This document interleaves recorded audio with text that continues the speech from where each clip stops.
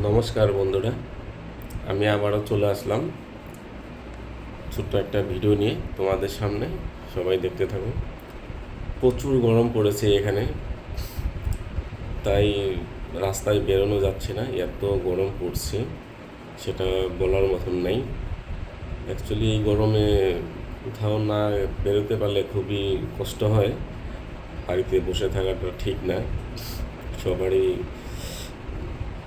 সবারই কর্মে সব কিছুই নষ্ট হয়ে যায়, তাই কি করা যাবে, আর গরমের মধ্যে বাঁচতে লাগবে তো।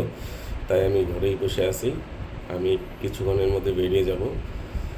দেখি সবাই তোমরা কেমন আছো সেটাও কমেন্ট করে বলবে, আর তোমাদের ওখানে গরম কী রকম পড়ছে সেটাও বলবে। আর গরমের মধ্যে সবাই ঠান্ডা ঠান্ডা জিনিস খাবা, সবাই শরীর সুস্থ থাকবে।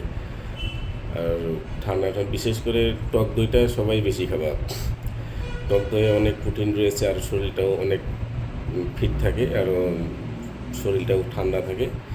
আর গরমের মধ্যে ডাব আরও কাঁচা ক্ষীরা বা শশা সবাই খাবা, শরীরের পক্ষে খুবই ভালো লাগবে।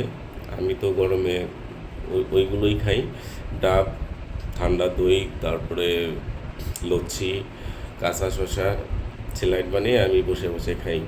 তোমরাও খাবে আমার মতন, সবাই ভালো থাকবে। আমি ফিট রাখার জন্য অনেক কিছুই কষ্ট করে, অনেক কিছু মেনটেন করে আমি চলতেছি বন্ধুরা। তোমরাও আমার মতন কষ্ট করে সব মেনটেন করবা। সবাই ভালো থেকো।